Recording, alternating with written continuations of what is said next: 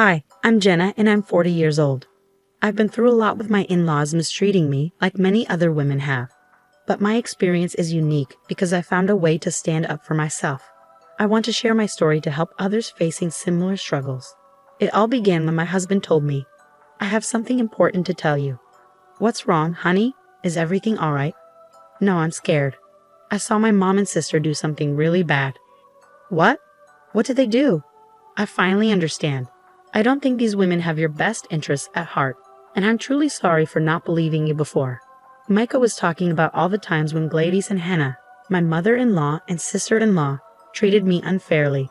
They would ruin my outfits for special events, mess with my food and drinks to embarrass me, and even spread lies about my successful business, all because they resented me for marrying their son and brother. I had complained to Mako about their behavior countless times, but he never took me seriously. However, in this moment, he finally did. "Well, what changed your mind?" "I saw this." Mako showed me security camera footage from our business. My husband and I sell crocheted items, like baby clothes and purses. It's a business I started and have been passionate about, but Gladys and Hannah always tried to discourage me from pursuing it. "Are you sure you should be involved in this business? It's not going to succeed, especially with your lack of expertise." "Excuse me?" What she means is that you're not capable enough to handle this business. You should just give up and focus on being a housewife or finding a regular job. Starting a business is too difficult for someone like you. You understand what I'm saying? These women always tried to stop me from doing things that made me happy. I think they were jealous because why else would they behave so horribly? My suspicions about them being mean finally became clear when they tried to embarrass me.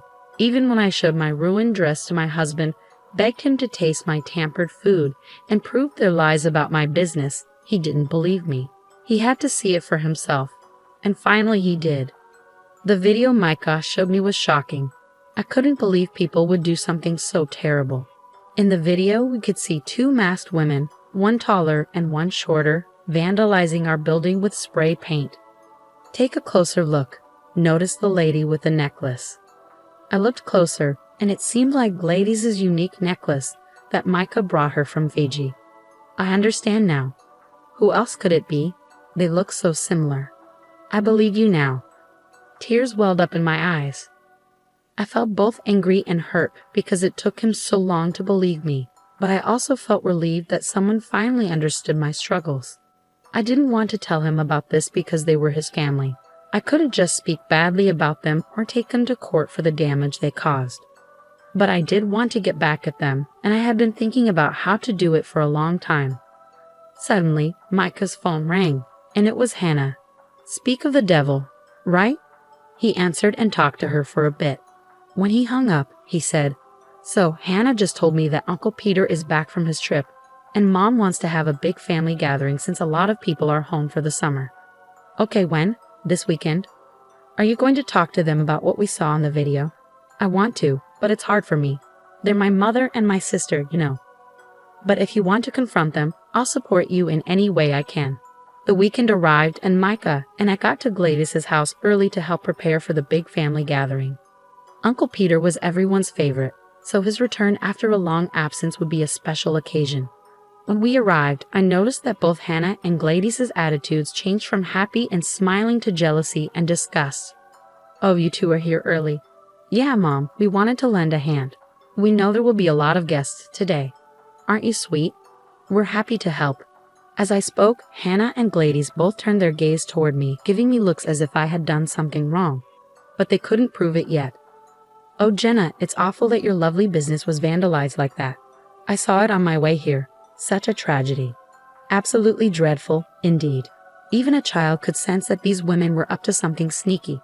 Despite their outward concern, they seemed unusually cheerful, almost gleeful. I even caught them trying to suppress a laugh. But I had to stay quiet. I didn't want to cause a scene just yet. I was determined to get my revenge at the right time, so for now, I bided my time. I know it's just terrible. We're both wondering who could have done such a thing. Yeah, it was really upsetting to see something we put so much effort into being damaged like that." "Right, but don't worry, the police will investigate." "The police? Why involve them for such a small crime? It's probably just some kids messing around. No need to make a big deal out of it." "Oh, Hannah, it's kind of you to care about these supposed troublemakers. but they should still face consequences for their actions. They knew what they were doing. I agree with Hannah.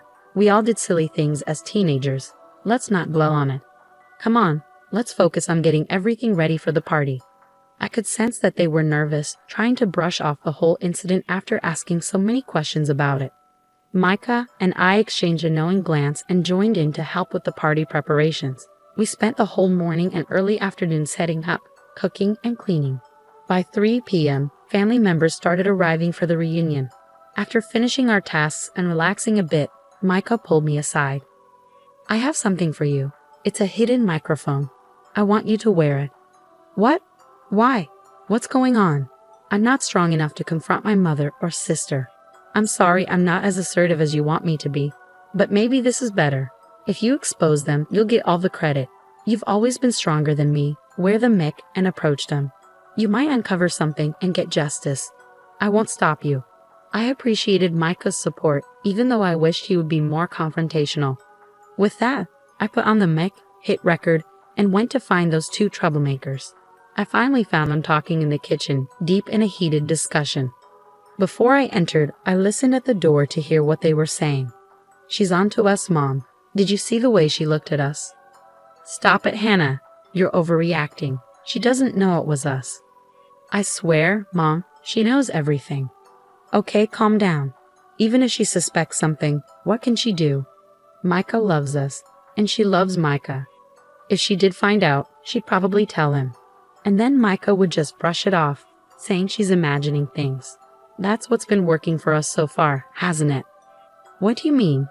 Remember when we ruined her dress before her crush at business pitch? Or when we messed with her food and drink? She told Micah about it. There's no way she didn't share her suspicions with him. But because he loves us, he overlooked it. He'll do the same now. I couldn't stand their villainous conversation any longer, so I burst into the room.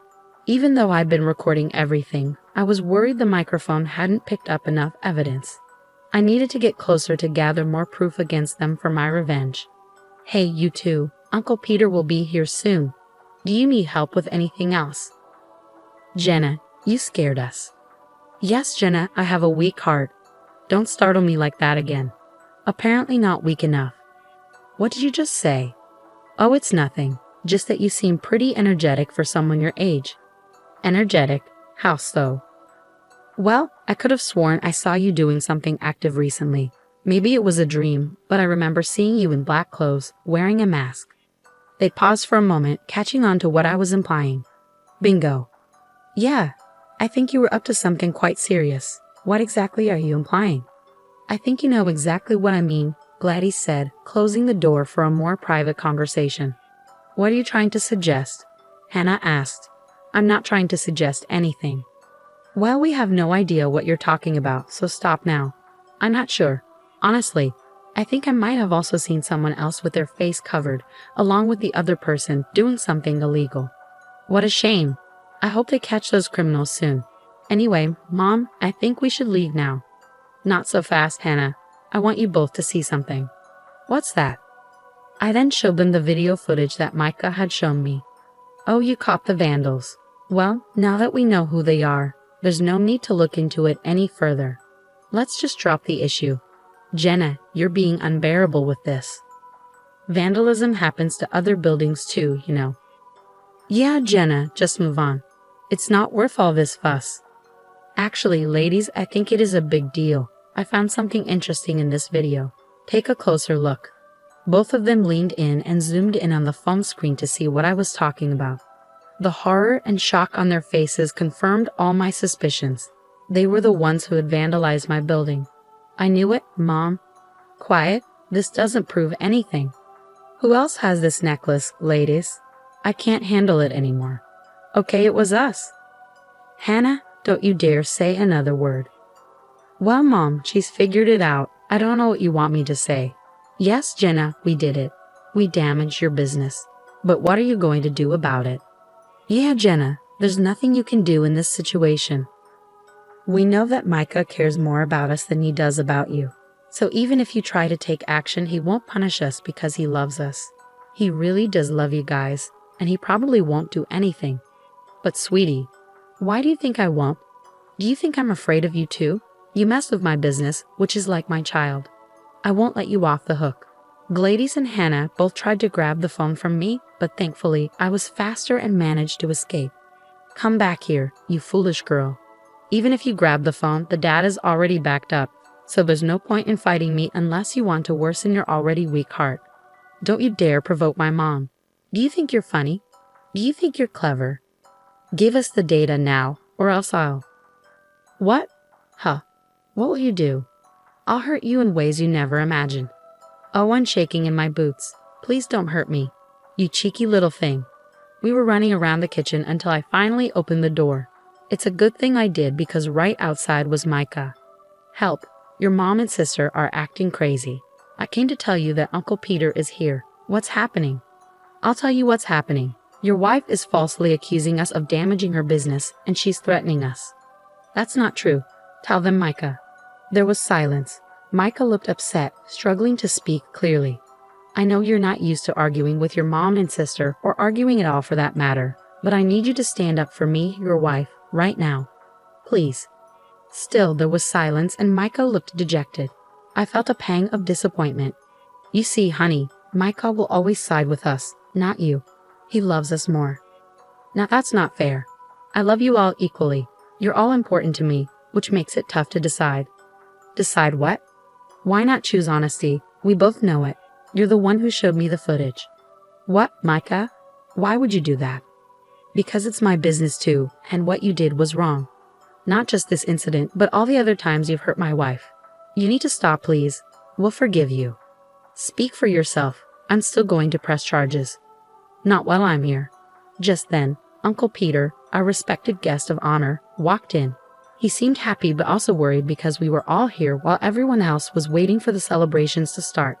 Oh, Peter, my dear, it's wonderful to see you. You look great. Yes, we'll start the celebrations soon. Let me take you to your special seat. Tell me all about your trip. We're not done with you, Jenna. If you try anything, I promise we'll make sure Micah divorces you. Why do you talk to Micah like he's a child? He's a grown man who can make his own choices.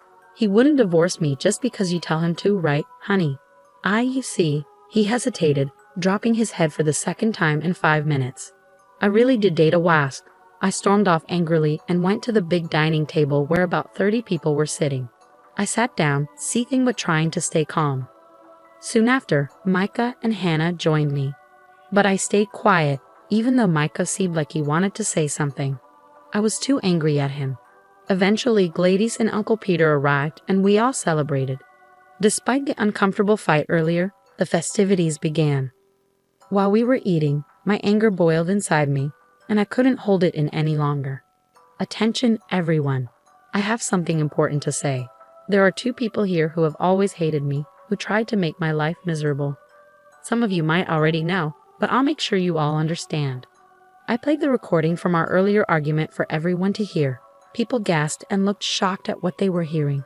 Hannah and Gladys were frozen in their seats, denying everything and accusing me of lying. The dinner turned chaotic. I yelled at Gladys and Hannah, and they yelled back.